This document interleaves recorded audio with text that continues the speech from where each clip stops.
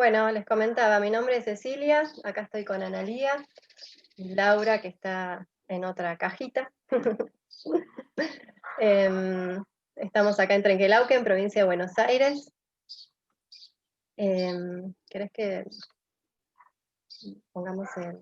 Les vamos a contar, con permiso de Mariano, un poquito acerca de nuestro impulso aquí y enseguida comenzamos con la charla.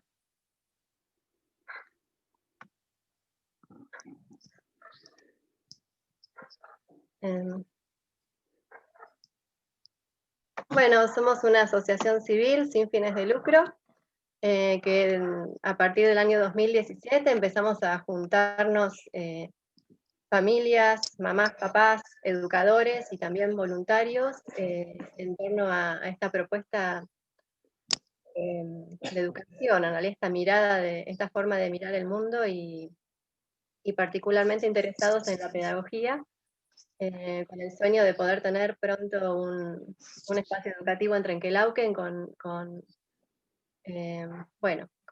esta mirada del niño y del ser humano. Así que empezamos con talleres, ahí está nuestro querido Carlos en el primer taller en Trenquelauquen, en el año 2017. Y bueno, tuvimos varias instancias así para convocar interesados y compartir y difundir la pedagogía.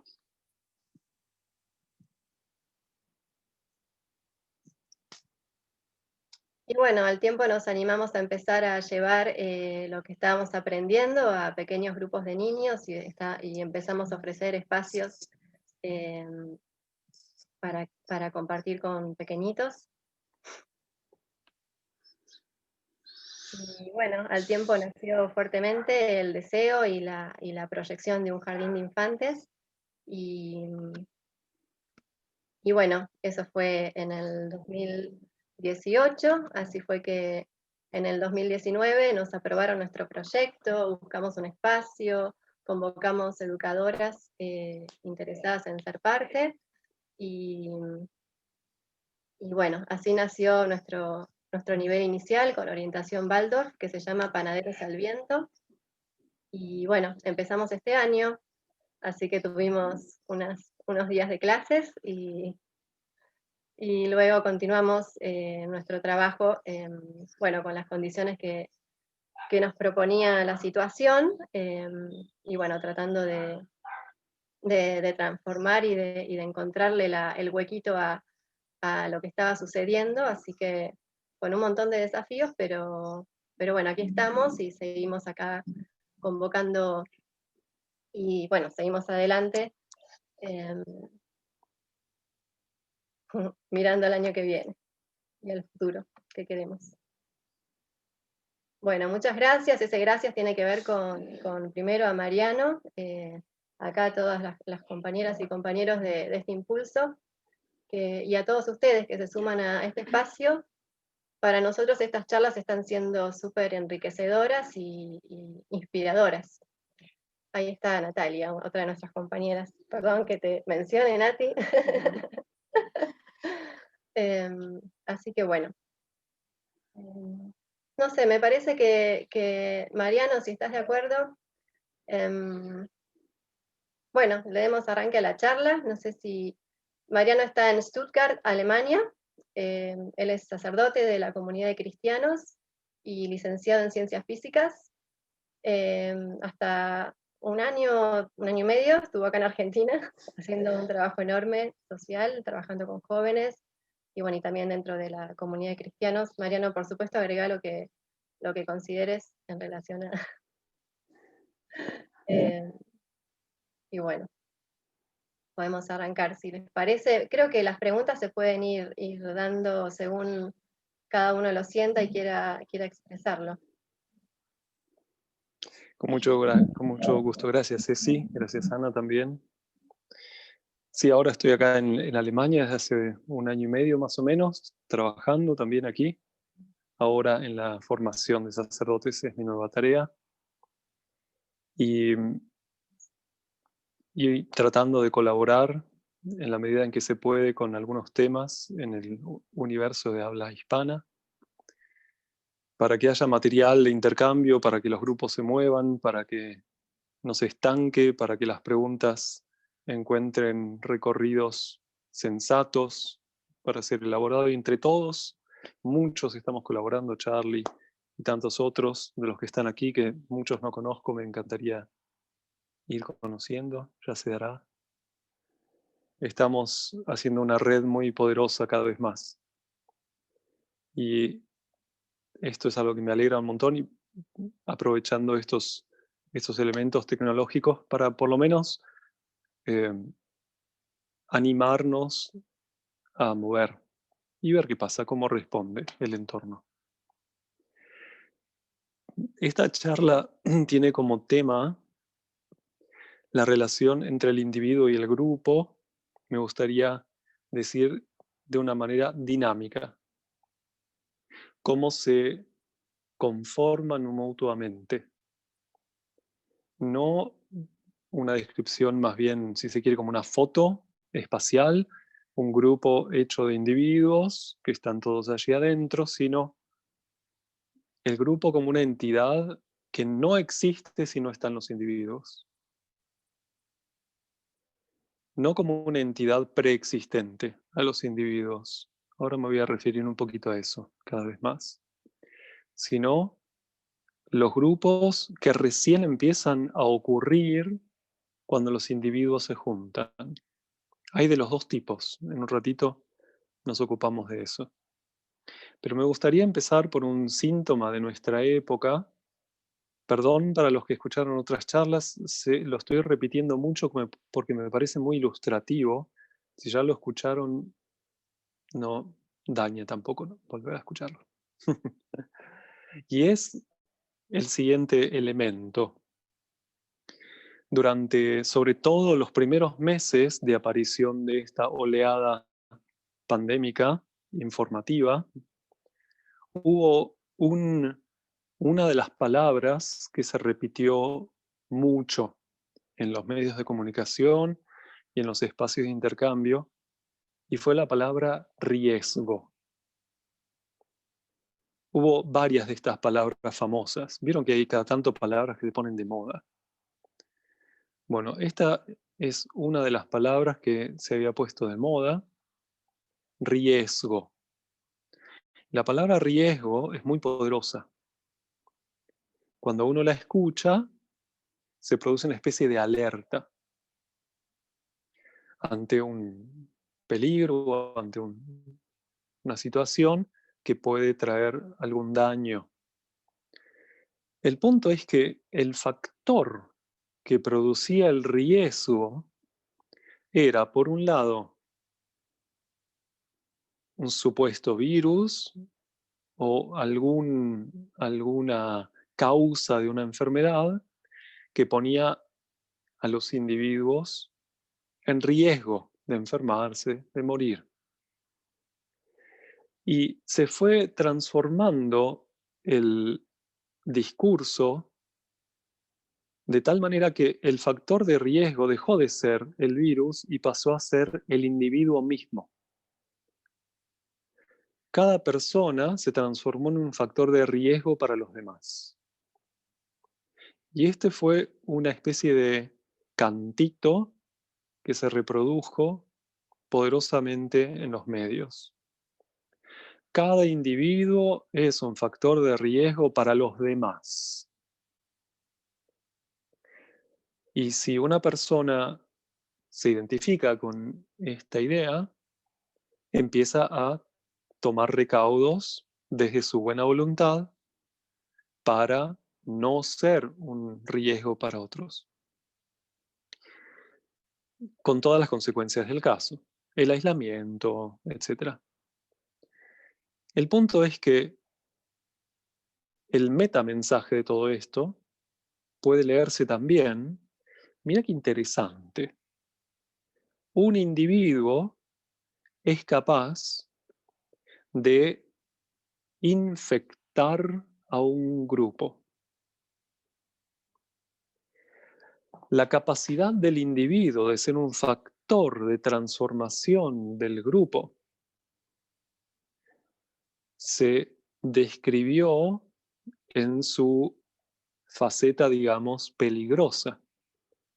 Pero el fenómeno como tal, el individuo es un factor de transformación, de riesgo para el status quo o el statu quo, y para el grupo como ya se conformó hasta hoy, podemos tomarlo como un fenómeno muy interesante. Cada uno de nosotros es alguien que si se presenta ante otros,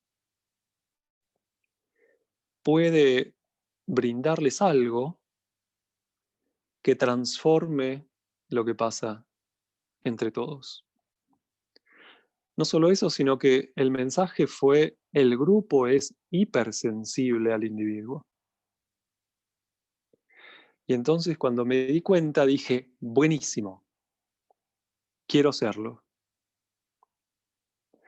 Te lo acepto esto. Quiero ser un factor de riesgo para el grupo. Y entonces elijo para dónde estornudar. Si quiero que pase algo para la derecha, estornudo para allá. ¡Achus! Y el grupo es hipersensible a mí. Entonces tengo la capacidad de poner este fenómeno de hipersensibilidad del grupo hacia el individuo al servicio de lo que quiero construir. Y con esto ya estamos en el centro de nuestra charla. El individuo es un elemento como tal, en principio, antisocial. Cuando un individuo se presenta como sí mismo, cualquier elemento grupal, grupalizante, primero se desvanece y después se conforma otro nuevo, que pueden ser amistades, que pueden ser relaciones de trabajo, etc. Pero el primer elemento, la primera manera en que un individuo obra sobre su entorno es, con letras de oro, destructiva del grupo. El grupo se abre para integrar a ese nuevo y entra en un proceso de caotización, que es similar al que ocurre en la fecundación del óvulo. Venía todo muy redondito y llegó alguien y caotiza ese organismo grupal. Pero es esa caotización la que permite que esa novedad sea una nueva pregunta para el grupo y lo lleve a un estadio de desarrollo posterior.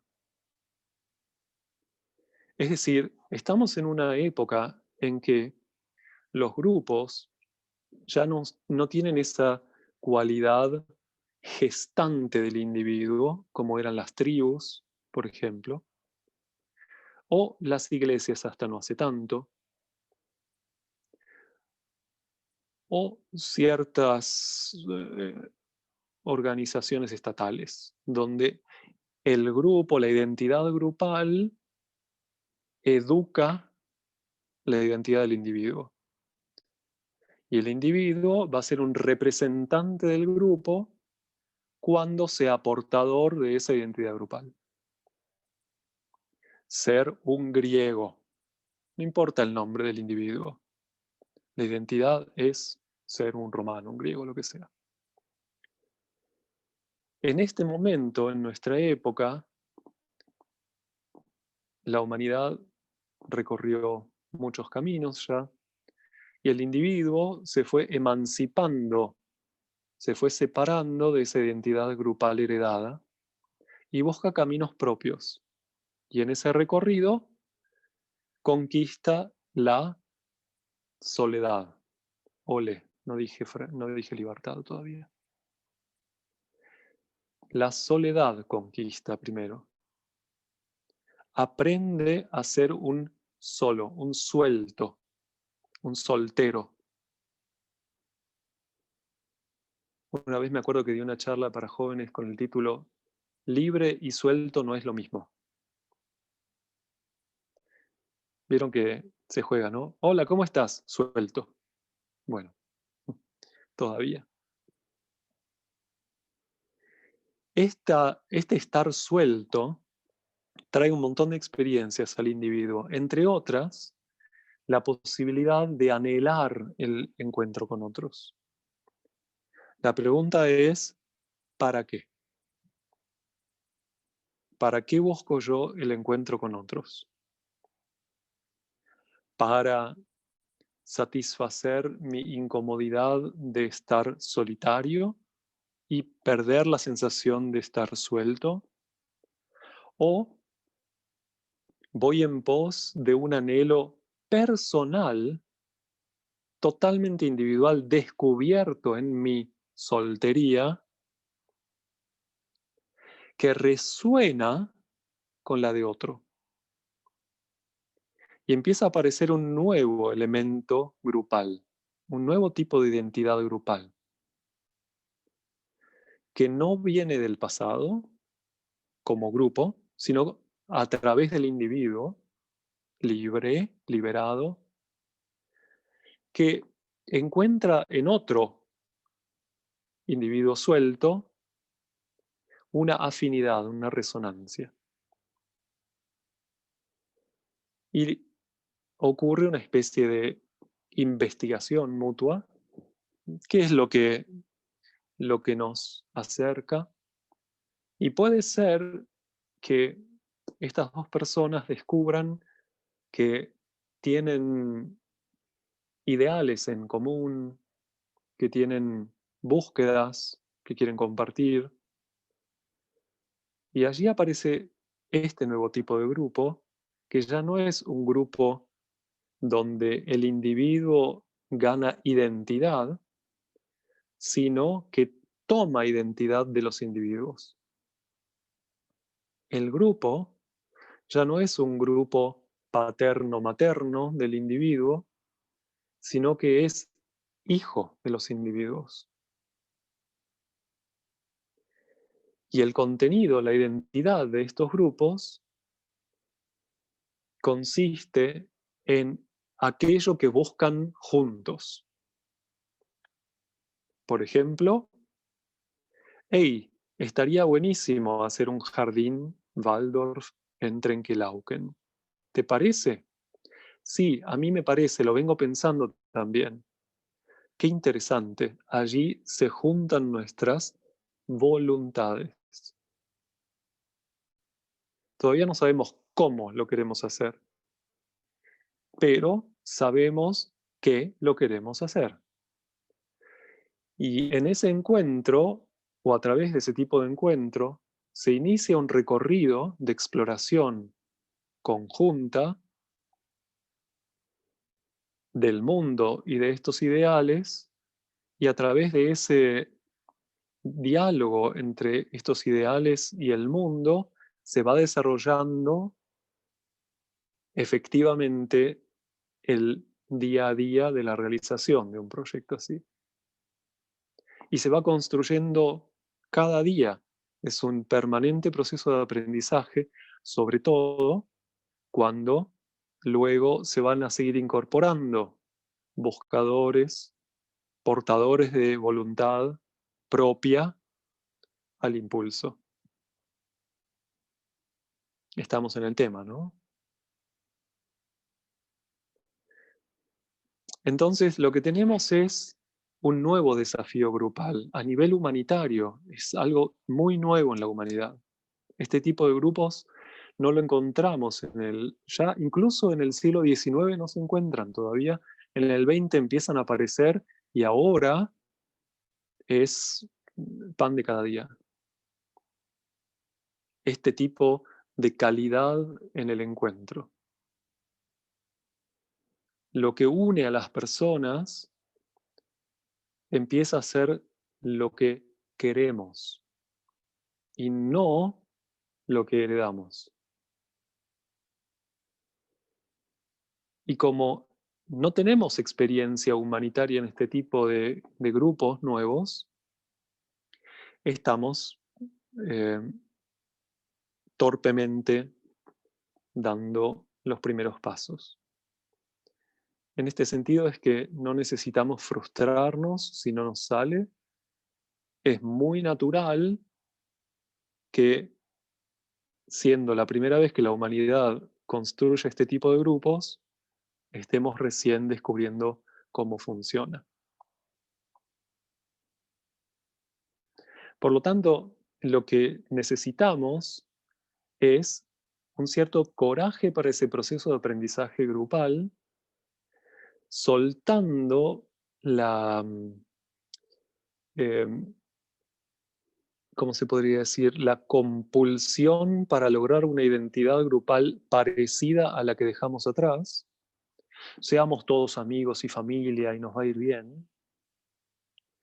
Dejar eso atrás, no querer, no necesitar que aparezca esa calidad grupal en los grupos nuevos y permitir que ese aire limpio del encuentro en los ideales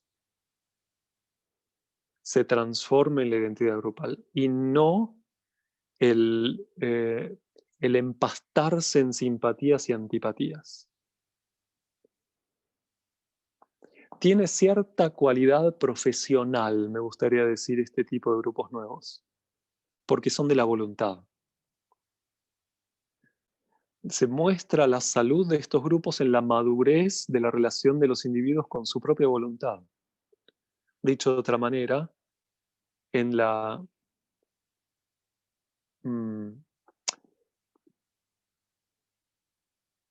me sale la palabra, en la manera de habitar la propia libertad de cada individuo.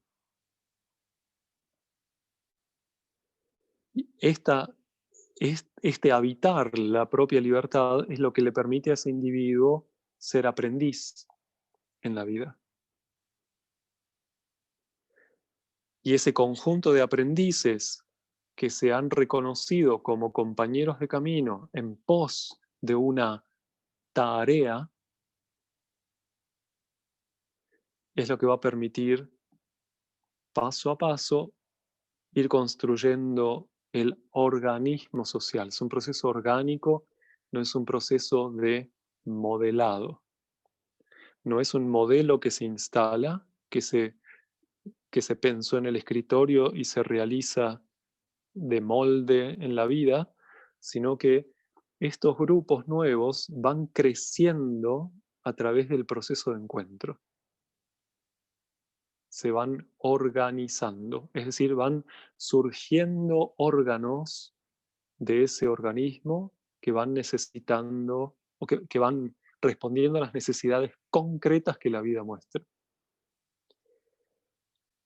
Y por supuesto, al entrar en vínculo con un entorno social, también legal, la pregunta acerca de qué órganos corresponden a este organismo es una pregunta compleja, porque ciertos modelos que se requieren desde el entorno legal no siempre se corresponden con los órganos que efectivamente están surgiendo en ese organismo. Pero este es otra vez un elemento muy interesante. Cada grupo es un factor de riesgo para el grupo grande. Cada grupo de estos le está proponiendo también al Estado modificar sus herramientas jurídicas, legales, para permitir estos procesos nuevos. Y esto es otra vez un elemento, es la misma dinámica, pero ahora es el grupo con el grupo grande. Por eso los estados, provinciales, nacionales, municipales, necesitan de estos grupos para ser incomodados y ponerse en marcha en la conquista de pactos que sean acordes y saludables para el tipo de grupo que está surgiendo en esta época. Es una cascada que se inicia en el individuo que se descubre libre. Es una época nueva en la que estamos. Y esto tiene una enorme cantidad de consecuencias sintomáticas. Vamos a descubrir los síntomas de esta caotización, de esta incomodidad en muchas vivencias. Algunas de ellas me gustaría describir en unos minutos. Primero quiero hacer un pequeño alto y preguntar cómo vamos. Con lo dicho hasta acá, podemos usar el nuevo emoticón de la vida para que yo me entere. Si se entiende más o menos la idea. ¿Sí? Buenísimo. Bueno, entonces, a la aventura.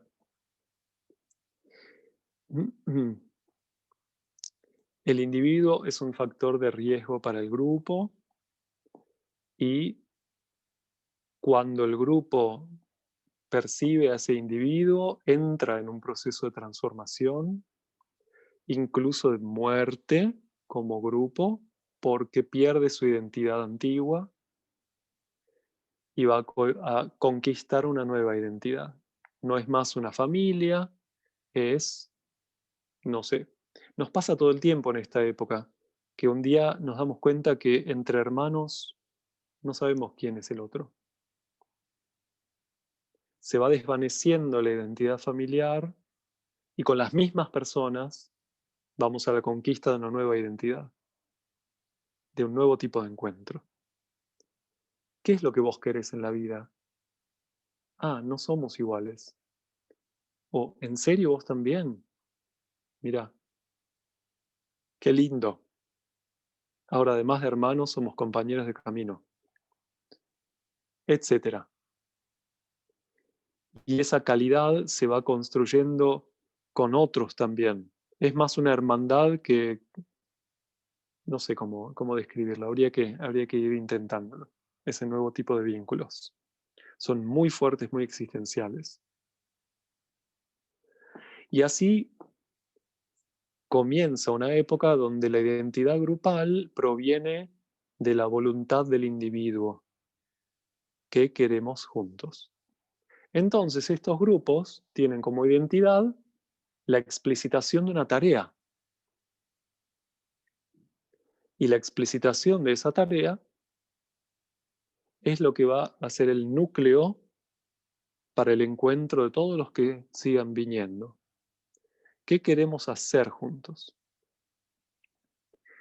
Cuando un grupo de personas que ama una idea tanto que la transforma en su ideal, así describe Steiner los ideales, ya que estamos lo nombro, Rudolf Steiner, de vez en cuando es lindo traer al maestro grandote este para que nos dé una mano. Él describe en su maravilloso libro La filosofía de la libertad los ideales como aquellas ideas que amamos. Un ideal es una idea amada.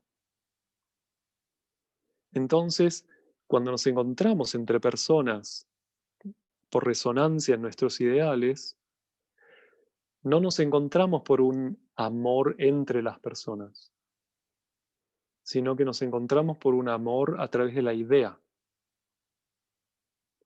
Y eso le da un carácter de objetividad al grupo. Luego van a ocurrir las relaciones entre las personas, eso está claro, pero no le va a dar identidad al grupo la relación entre las personas, sino que eso va a ocurrir como parte de la vitalidad que fluye dentro del organismo, pero no va a ser la identidad del organismo. Va a ser un elemento que incluso se va a nutrir de esa identidad grupal. Yo estoy acá porque quiero esto para la humanidad, quiero una escuela Waldorf para estos niños. ¿Vos también? Sí. Y esto nos ayuda a resolver un montón de cosas, excesos de simpatía o excesos de antipatía. Ese ideal en común se torna nuestro maestro, que nos permite madurar como individuos libres Y eso, por supuesto, nos incomoda cuando quiere aparecer en nosotros el capricho, bueno, todo aquello que no le sirve a ese ideal. El problema de tener un ideal en común en los grupos es que el individuo está todo el tiempo siendo juzgado por sí mismo, porque entró a ese lugar porque quería eso.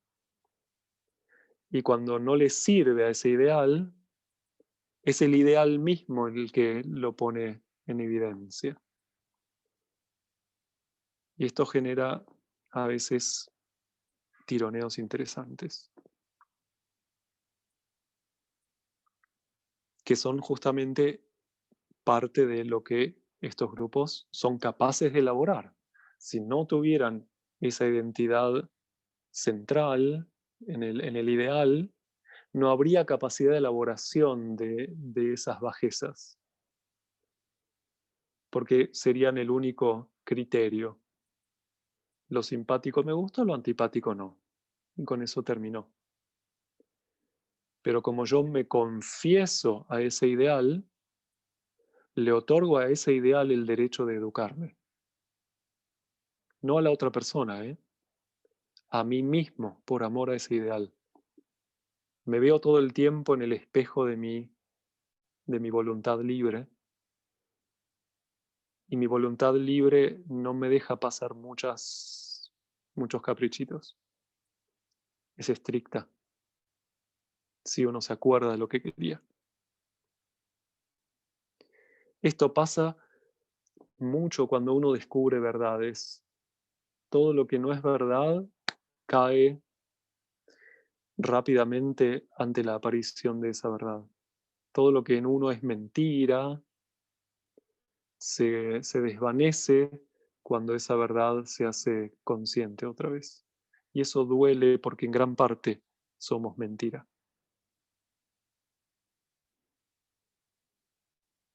Este es uno de los riesgos que nos ponemos a nosotros mismos al intervenir en grupos de este tipo. Que todo aquello que en nosotros es heredado va a ser digerido por esta nueva identidad, que yo mismo conformo como individuo. Me meto en un horno grupal donde se evidencia todo aquello que tengo para sanar. Podemos hablar de dinámica de roles, podemos hablar de un montón de cosas que va a ser el desarrollo de este fenómeno. Todo aquello que uno trae de antes va a chocarse contra la objetividad de ese ideal y va a rebotar con un poderoso autoconocimiento. ¿Y quién es el que tiene derecho a transformar algo en ese individuo? El grupo solamente lo evidencia, pero no tiene la capacidad de transformarlo, el grupo, porque el grupo es hijo del individuo, no es educador del individuo, sino que es sintomatizante. El individuo se ve a sí mismo en el encuentro con el grupo que él mismo conforma. Es el individuo que tiene la única capacidad de resolver esas cuestiones. Por eso, Rudolf Steiner hace tanto hincapié, por ejemplo, en el acompañamiento de la conformación de la primera escuela Waldorf, en el factor de autoeducación de los maestros. El maestro puede ser maestro en uno de estos grupos nuevos, escuela o interviniente, no importa en qué tipo de grupo, cuál sea la tarea, siempre y cuando esté dispuesto a autoeducarse. Una persona que no haya conquistado esta voluntad y cierta capacidad autoeducativa no estaría en condiciones de ser portador de decisiones en un grupo como este. ¿Por qué? buscaría todo el tiempo expresar lo que ya es y no lo que quiere ser. Se dieron cuenta que cuando nos despertamos a la mañana, cada uno tiene un ratito donde se acomoda, ¿vieron? Pueden ser unos segundos o unos minutos, depende de lo que comió a la noche y de cómo durmió, pero hay unos momentos en los que uno se da cuenta que se está despertando y se acuerda quién es, dónde está, quién es, qué día es hoy, qué toca. También podemos ejercitar el tratar de acordarnos quién quiero ser, no solamente quién soy o quién fui hasta ayer. ¿Quién quería ser yo? Ah, cierto, el maestro de primer grado, acompañando a estos niños en este proyecto. Ah, cierto, el papá de estos hijos, de una manera mejor que ayer, etcétera, etcétera, etcétera. Y poner en el día que está iniciándose una identidad que surge de mis ideales y de mi voluntad, no de lo que yo ya devine, sino de lo que todavía no devine y quiero devenir. Por ejemplo, hoy quiero escuchar a mi colega sin prejuicios. Quiero escuchar lo que dice y no reaccionar tan rápido. O hoy quiero recibir a todos estos niños que ayer me dieron tantos problemas con mayor calma. Me di cuenta que ayer no pude escucharlos bien. O lo que sea. Cada uno puede escribir su cuadernito. Y este elemento autoeducativo es el que va a permitir que el día de hoy no sea solamente regurgitar el día de ayer, o sea, repetir lo indigesto, sino que traiga una capacidad sanadora de lo que se reveló ayer, porque todavía lo que no se reveló me está esperando.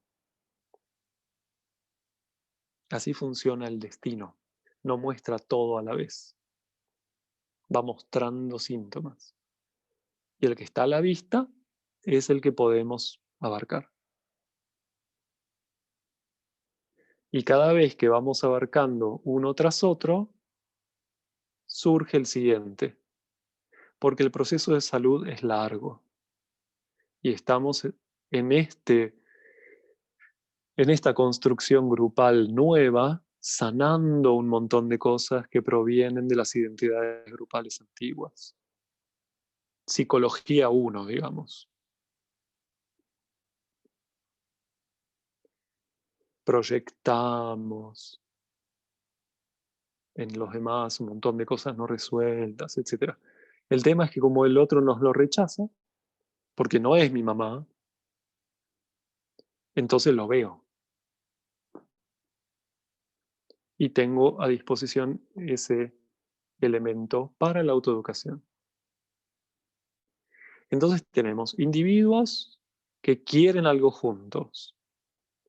Y supongamos que empezaron a trabajar juntos y ahora cada uno va a tener una tarea concreta, específica en ese grupo.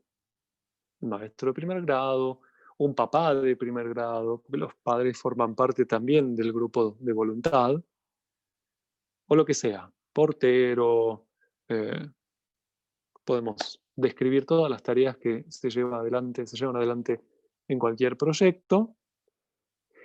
Y entonces tenemos un nuevo organismo donde el grupo cuando se encuentra y se miran unos a otros y se vuelven a reconocer como compañeros de tarea, la tarea grande, donde el ideal los reúne. Pero cuando se van de esa reunión, se van cada uno a realizar su tarea específica dentro del organismo. Y ahí aparece una dinámica muy poderosa. La tarea se va a realizar en la periferia. La va a realizar cada individuo. No van a ir todos al aula de primer grado a escribir cada letra en el pizarrón. No van a ir todos a comprar papel higiénico, sino que cada uno va a realizar su tarea en nombre y al servicio de la tarea común. Pero la tarea individual va a ser específica, va a ser muy diferente para cada uno. Y cada individuo va a ser portador de una tarea específica como, y esta es una palabra muy importante en estos procesos, delegado del grupo. Cuando un maestro trabaja en su aula, no trabaja por derecho propio, sino por derecho otorgado. Los demás le pidieron que fuera el maestro de primer grado. Nadie puede venir de repente, entrar al aula y decir yo soy el maestro, porque sí, porque quiero, porque me encanta, porque me formé. Momento, vos vas a ser el maestro de mis hijos si yo quiero que seas el maestro de mis hijos. Vos vas a ser el maestro de segundo grado si nosotros como colegio queremos que seas el maestro de segundo grado. Esto vale para toda tarea, toda. Ningún médico puede hacer nada sobre ningún paciente si el paciente no lo transforma en su médico. Siempre trabajamos en grupo por derecho otorgado, no por derecho propio. El único derecho propio que tenemos es el autoeducativo. Ahí somos el único responsable, no hay otro. Pero cuando trabajamos en grupo, son los demás los que me tienen que pedir que haga cierta tarea para yo poder hacerla. Es un problema no, una cuestión legal, de derecho, muy importante en los grupos nuevos. Antes era la identidad del grupo antiguo la que conformaba a cada individuo como un miembro, como un dedito del organismo grande. Ahora los individuos se encuentran, se organizan y se delegan mutuamente la tarea a realizar dentro de ese organismo. Por supuesto, habrá que encontrar al idóneo para cada tarea. Pero eso es otra cuestión. La cuestión de derecho sigue siendo la misma. Yo trabajo donde trabajo con el respaldo de toda la comunidad. Porque todos quieren que yo haga esa tarea. Y yo también la quiero hacer, por supuesto. Es un pacto lo que ocurre allí. Un pacto que tiene la forma de una delegación de tarea, no de una imposición o de una predeterminación o de la herencia. Vos vas a ser el rey porque tu padre era el rey. Sino lo que queremos juntos se organiza y los individuos que queremos juntos nos transformamos también en miembros de ese organismo en la tarea concreta. Pero es el grupo que me tiene que decir, repito, durante cuánto tiempo, con qué grupo, con cuánto dinero contamos, en qué aula voy a trabajar. Y yo tengo que, por supuesto, aceptarlo y quererlo. Y cuando eso ocurre, se realiza un pacto. Y yo voy a ser representante de ese pacto en mi tarea particular. Dentro de mi ámbito de tarea particular, no está el grupo presente, no están los otros individuos presentes, sino que el grupo está presente a través de mi servicio a esa delegación. Yo no puedo hacer cualquier cosa en el aula. No puedo hacer otro tipo de pedagogía que la Waldorf si estoy en una escuela Waldorf. No puedo, no tengo el derecho, no me fue delegado. Si yo digo que voy a ser el maestro Waldorf de primer grado, que acepto serlo porque esta escuela Waldorf me lo delegó, entonces estoy obligado por mi propia aceptación del pacto a realizar la tarea en nombre de ese grupo. Por lo tanto, tengo ciertos límites para mi autonomía. Esta es una palabra muy importante. Cuando ocurre una delegación, se conforma lo que se llama un ámbito de autonomía. Y ese ámbito de autonomía va a ser el límite dentro del cual el individuo toma decisiones por sí mismo al servicio de esa tarea. Por ejemplo, si yo soy maestro de primer grado, no tengo que ir a pedirle permiso a nadie para dibujar en el pizarrón cuando tenga ganas o me parezca.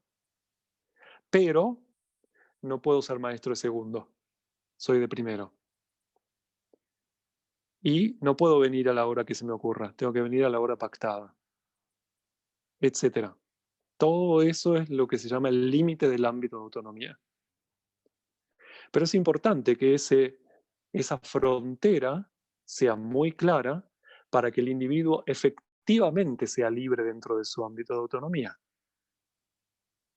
Steiner le decía a los maestros, por ejemplo, cuando un niño sale de la escuela, no está más en el ámbito de autonomía de ustedes, lo traduzco ahora con mis palabras, sino en el ámbito de autonomía de los padres.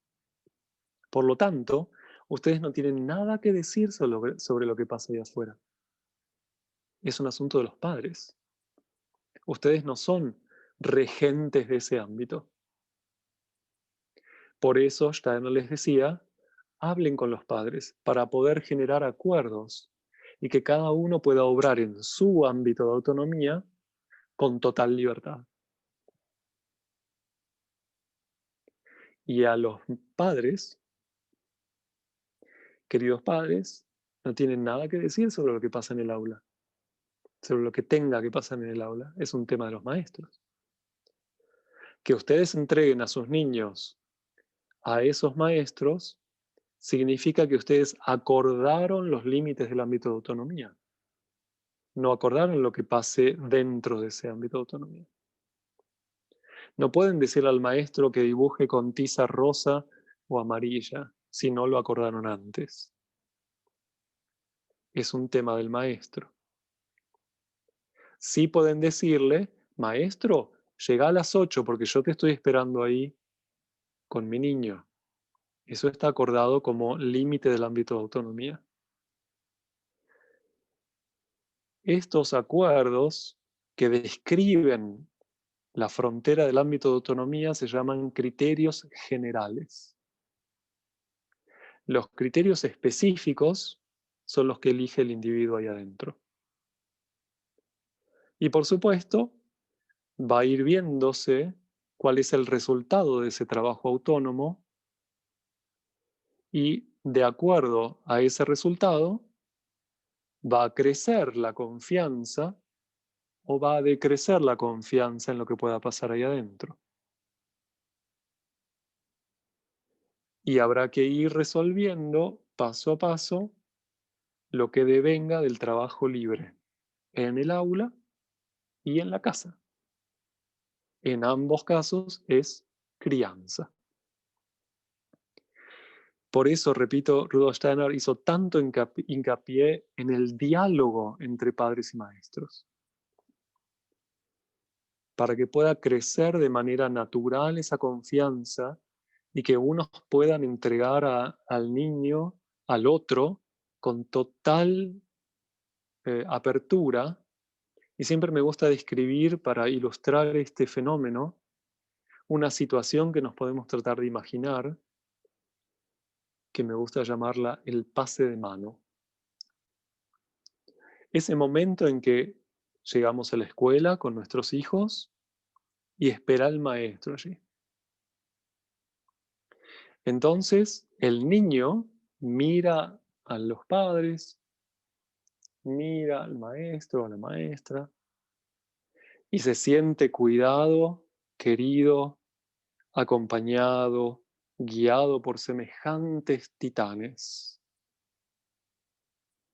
Y pasa de un ambiente a otro con total alegría y confianza, de ida y de vuelta. Ahora imaginémonos que en ese momento se cuele una mirada de desconfianza de uno para otro, entre padres y maestros. ¿Qué le pasa al niño? Lo que le pasa al niño es que en ese momento queda abandonado. Y ese abandono le dificulta entregarse a la guía de uno o de otro, depende de dónde venga la miradita. Esta pequeña experiencia nos puede ayudar a ganar el coraje para buscar el encuentro entre padres y maestros. Y ni que hablar entre maestros y maestros, porque las miraditas también ocurren allí. Típica situación. Llega el niño a su casa y los padres le preguntan, ¿cómo te fue hoy? Supongamos un niño nuevo entra a una escuela, ¿sí? Y resulta que la maestra no le avisó al profesor, al maestro de gimnasia, que había un niño nuevo. Y el niño nuevo no sabía ni dónde ir y de repente había un maestro que no sabía ni cómo se llamaba el niño, etc. Estas falta de trabajo conjunto entre maestros se refleja también en el abandono del niño dentro de la escuela. Conozco infinidad de casos de esos. Por una falta de trabajo conjunto afinado entre los maestros. Y entre padres lo mismo. Cuando un niño va a la casa de otro, cuando se hacen pools para llevarlos, para traerlos, para darles de comer o lo que sea, es muy importante qué cualidades viven en ese tejido de compañerismo de crianza. Se conforman grupos de crianza.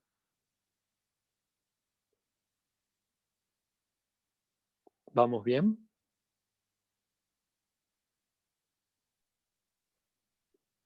Sí, gracias. Buenísimo. Buenísimo. Si hay preguntas o lo que sea, los pueden escribir en el chat y las coordinadoras Ceci y Ana me los van pasando, ¿sí? Oralmente, así las escuchan todas, todos. Pero por favor escríbanlas en el chat los que tengan preguntas y orientamos lo que queda de la charla también de acuerdo a esas preguntas. ¿Cuánto tiempo tenemos todavía? Son y 8 en mi reloj, o sea, estamos cerquita de la hora ya. Digo, para no agotar las almas. Sí, por lo general, yo creo que 1:30 ya sería una buena hora para ir cerrando. Buenísimo. Entonces voy cerrando los próximos 5 o 10 minutos y después hacemos preguntas, ¿sí? Vale. Buenísimo. Entonces tenemos la siguiente figura, el grupo conformado por individuos que se unen, surge del encuentro como grupo de trabajo. Cada uno de esos individuos recibe del grupo que se ha conformado una tarea como delegación. El proceso de conformación de la delegación lo podemos charlar en otro encuentro. La dinámica de conformación de esa delegación, que es todo un arte. Pero ahora estamos describiendo, digamos, de una perspectiva amplia. Y entonces ahora esas delegaciones consisten en la conformación de los espacios de autonomía. Estos espacios de autonomía van a ser el ámbito donde el individuo trabaje al servicio del grupo, realizando la transformación del mundo que ocurre en el polo volitivo del grupo, que es donde están los individuos, los miembros. Cuando se juntan, lo que se gana es conciencia, es el polo neurosensorio del grupo. El encuentro para charlar. Lo único que hacemos es hablar. se genera conciencia. Por eso muchos tienen la sensación de, hey, no estamos haciendo nada, estamos perdiendo el tiempo. Porque el encuentro tiene características neurosensorias. Pero es parte de esa respiración necesaria del organismo para que surja la conciencia del todo, confluya y las delegaciones se vayan realizando de manera sensata, al servicio del todo, como organismo. Y esta respiración va a ser la dinámica básica de este tipo de grupo. Entre el ambiente neurosensorio del grupo, formación de conciencia del grupo, cómo nos va, qué tal, qué está pasando, toma de decisiones y luego trabajo de los individuos a través de un proceso de delegación. Y así, ida y vuelta. Y esta organizar, en el sentido realmente como verbo, permitir que surjan los órganos, la dinámica ordenada entre todos estos elementos, es lo que trae salud a ese grupo.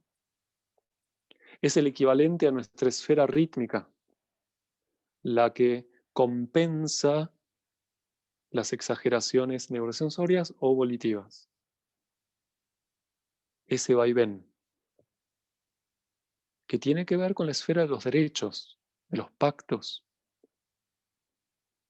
donde nos encontramos a reconquistar nuestra identidad grupal y luego a realizarla. Y va y viene. Repactamos, permitimos que pactos terminen, otros nuevos surjan. Es la dinámica organizativa de ese organismo.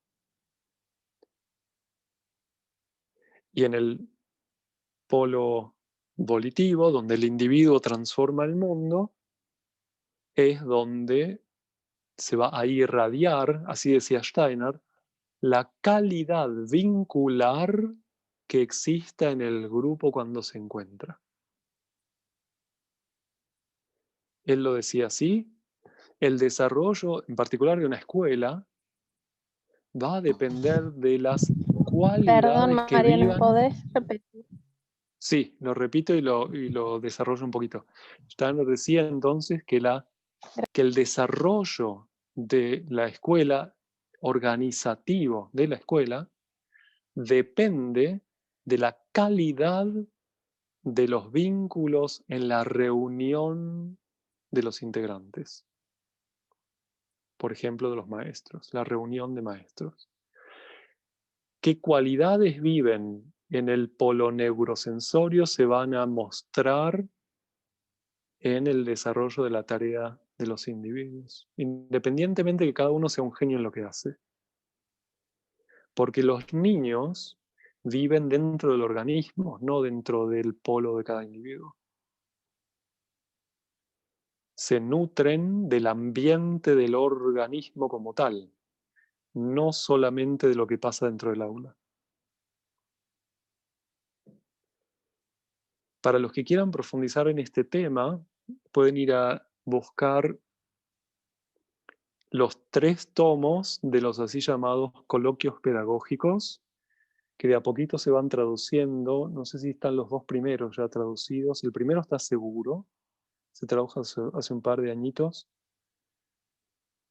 Es una edición interna la que hay, no se puede comprar porque no estaban. Se hizo para repartir en las escuelas. No sé si vos, Charlie, ya lo tenés. ¿Lo tenés?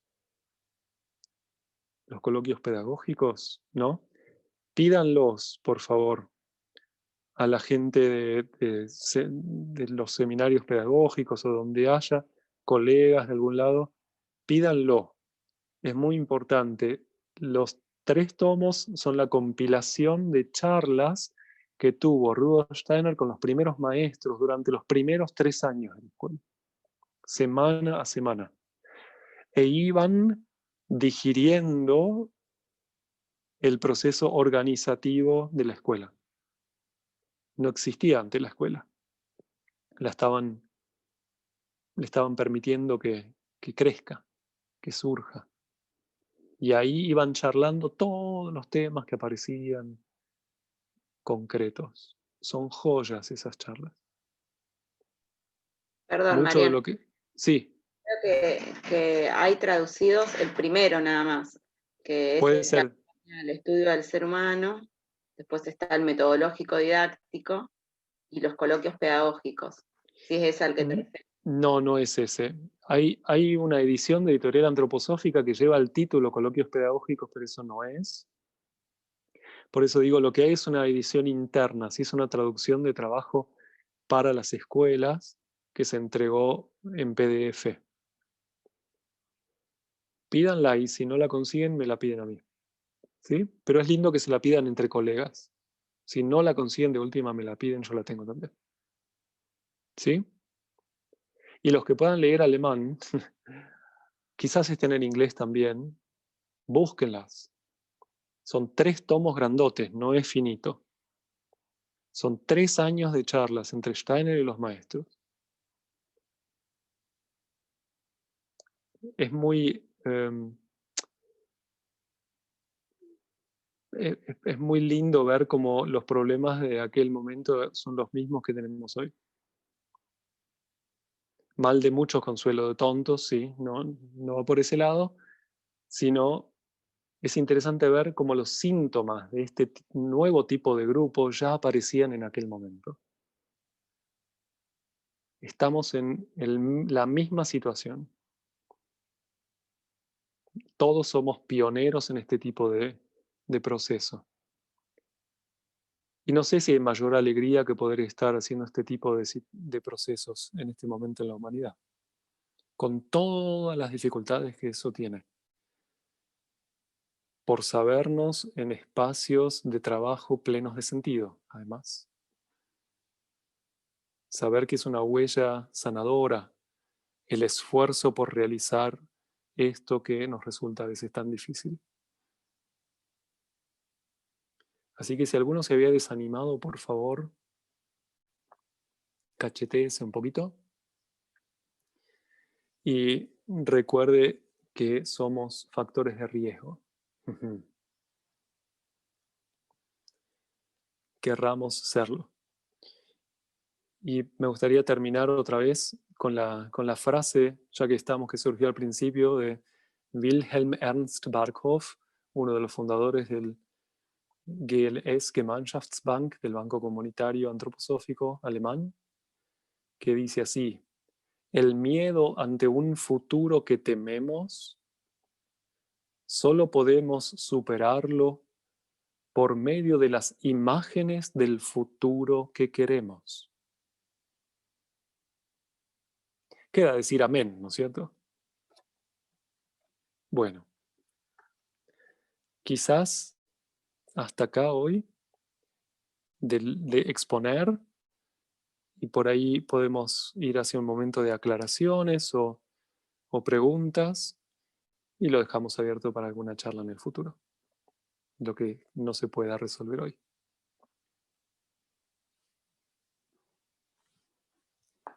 Ceci, ¿querés guiar un poquito las preguntas que haya? Yo no miré el chat. No hay preguntas en el chat, así que bueno, todos invitados a... Bárbara, se quedaron todos mudos. Yo tenía una pregunta, Mariano, o un tema, no sé, en relación a esto, cuando hablamos de imaginar, ¿de qué, o sea, de qué estamos hablando? Bueno, porque la palabra imaginar creo que es súper amplia, ¿no? Y esto de imaginar el futuro que queremos y accionar hoy en relación a eso que proyectamos, no sé, a mí personalmente me interesaría mucho escuchar. Yo me imagino que los talleres que hace Charlie consisten exactamente en ese proceso, entre otras cosas. Es básicamente un proceso artístico donde uno se imagina cuál puede ser el siguiente paso saludable de un organismo, de una sustancia, y se hace a vincular con esa sustancia para moldearlo por propia fuerza. pero necesitamos una imagen, reconocer hacia dónde va saludablemente ese organismo para ayudarlo a manifestarse. O como diría Michelangelo, el arte de la escultura es muy sencillo, solamente tengo que sacar de la piedra lo que le sobra y permitir que lo que está ahí adentro se manifieste. Él se imaginaba lo que estaba allí latente y él decía, simplemente le saco lo que le sobra. Este gesto de permitir que algo se manifieste, de ayudar a hacer espacio, proviene de haberse imaginado ese momento saludable que sigue. Concretamente. Y esa imaginación no es ilusoria, sino que proviene de un encuentro concreto, genuino, con lo que está allí como niño, como sociedad, como grupo, como provincia, y ver qué le falta, hacia dónde. Por supuesto, uno puede delirar, irse demasiado lejos y querer plasmar no el siguiente paso, sino el octavo paso, el 10º. Y entonces se hiere el proceso orgánico y se actúa de molde otra vez. Por eso me parece que Charlie tiene mucho para ofrecer en ese tipo de procesos. Y seguramente muchos otros, pero a él lo conozco.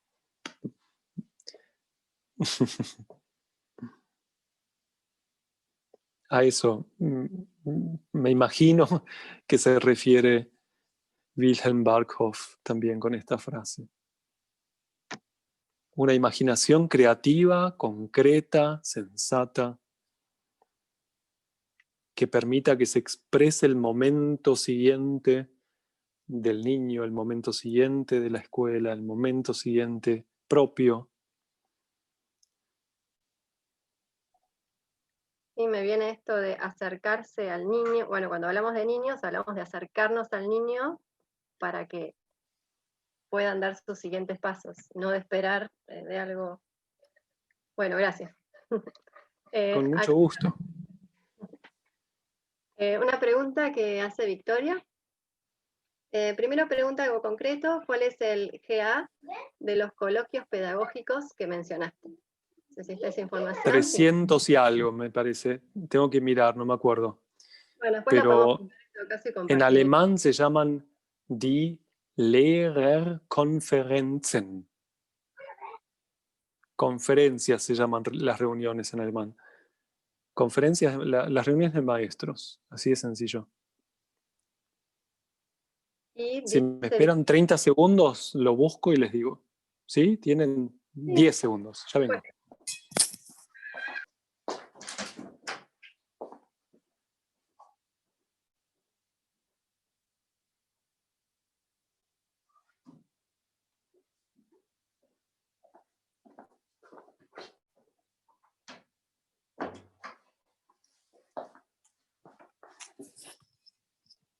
¿Ya llegué?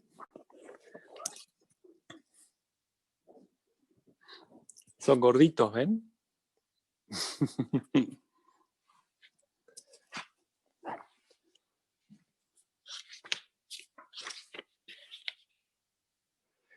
$300 redondo. 300/1, /2 y /3.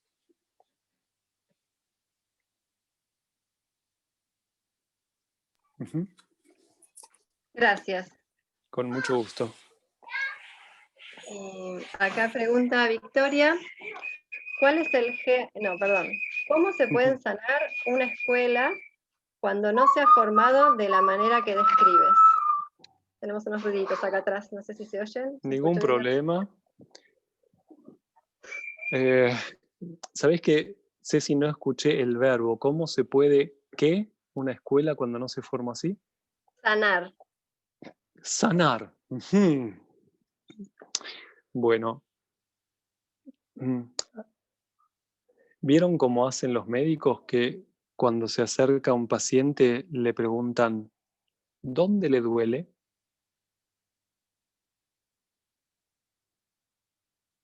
Bueno, así se empieza.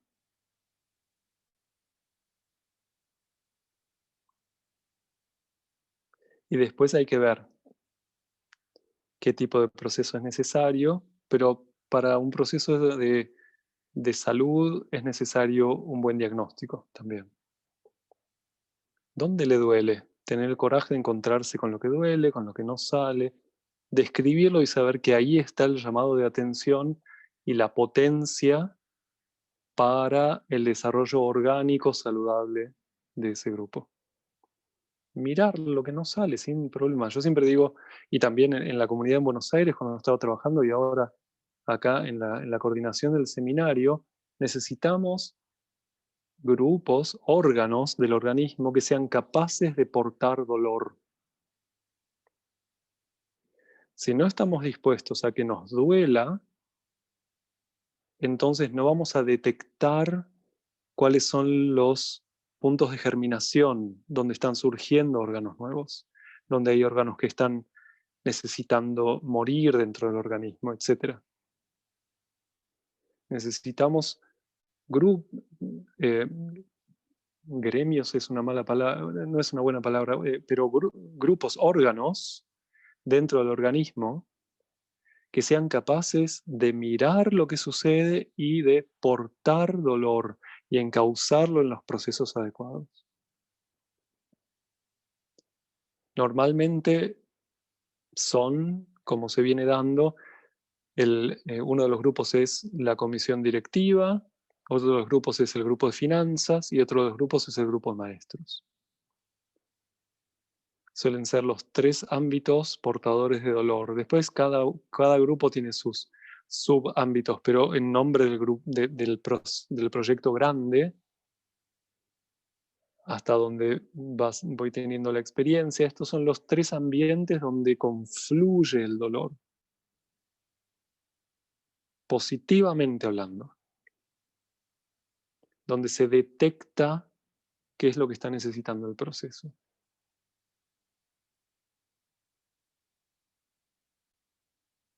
Pero habría que mirar en cada caso también. Repito igual la pregunta guía, ¿dónde le duele, Señor? Para mí es, bueno, es la pregunta de Perceval, ¿no? Es sagrada. Es la llave.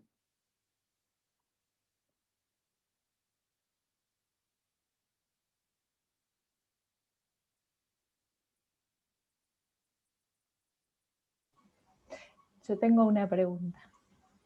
En esto de generar los pactos, ¿no? O los acuerdos entre los integrantes, ¿cómo uno lo lleva a la práctica? O sea, o en qué instancia uno cierra determinados acuerdos, cómo poder llevar a redondear un acuerdo, ¿no? Sin que sea algo tan teórico o de, tenemos que armar el acuerdo para que funcione el grupo de finanzas, o para que funcione como la... Totalmente. Yo les voy a mandar ahora, tengo el WhatsApp de Ana, creo, y de Ceci. Les voy a mandar un artículo para que lo puedan repartir a todos los participantes de hoy, donde está descrito ese proceso, porque ahora nos llevaría mucho tiempo, puede ser otra charla donde lo elaboremos con mucho gusto, que se llama Delegación Dinámica de Tareas. Es un artículo de un sociólogo suizo, antropósofo, llamado Udo Hermannstorfer.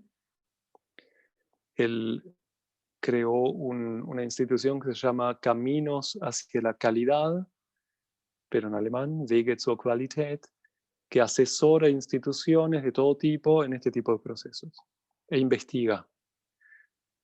Y él escribió muchas cosas, Udo Hermannstorfer, y entre otras un artículo donde describe este proceso en el ejemplo de escuelas Waldorf. Así que es buenísimo. Porque toma algunos elementos bien concretos del desarrollo de una escuela. Ese artículo está traducido al castellano, casi totalmente, sí. El proceso mismo está descrito. Se los envío y algún día lo charlamos. Ya lo pueden leer y miramos. Se describen pasos del desarrollo orgánico de las delegaciones. Desarrollo significa surgimiento y también caducidad de las delegaciones. No se puede ser maestro de primer grado durante 90 años. Tiene que caer la delegación también. Tiene que poder terminar. Entonces, todo ese proceso está descrito allí y cuando uno ve, digamos así, la fisiología de estos procesos, puede entonces detectar dónde nos olvidamos, o qué falta o qué sobra. Es como hacer anatomía y fisiología del organismo grupal ahora. Una parte por lo menos. La esfera, un aspecto de la esfera de derechos. Y así hay un montón de ambientes que se pueden estudiar.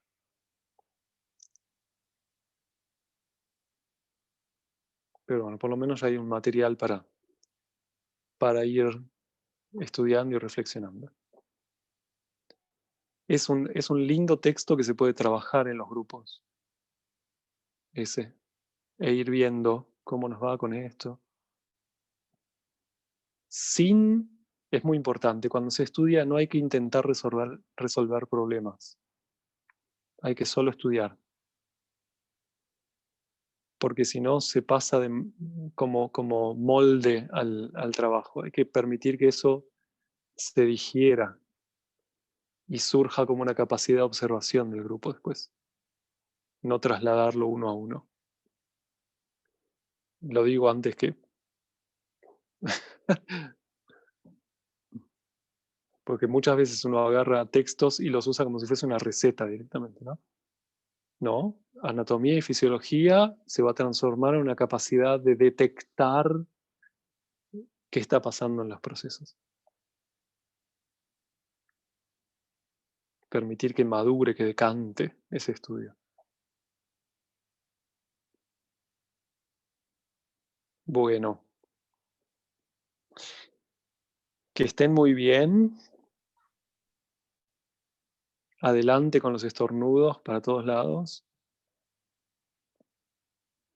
Y termino con una frase que me gusta mucho. Un día me di cuenta que para mover un mamut es más fácil hacerle cosquillas que empujarlo.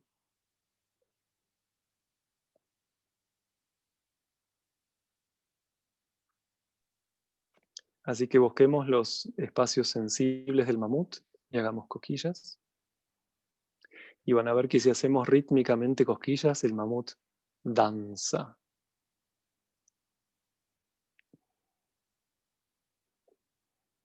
Bueno, gracias, gracias, gracias. Adelante, donde estén en cada lugar del mundo. Y seguimos. Gracias. Hay mucho por hacer. Muchas gracias. Y Mariano, muchísimas gracias. Cada palabra. Uy, acá estamos en el campo.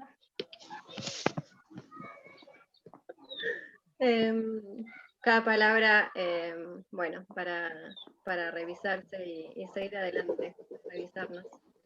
Así que, bueno. Con mucho gusto, que estén muy bien. Lo mejor para cada uno. Muchísimas gracias. Con mucho gusto. Voy mirando las fotitos, a ver si algún día nos encontramos. Chao Pablo, Marce, Estar cerca. Alejandra. Muchas gracias. Saludo a los que veo un poquito, los que no veo, no sé a quién saludar. Chao. Adiós, gracias. Muchas gracias por la charla. Con muchísimo gusto, que estén muy, muy bien.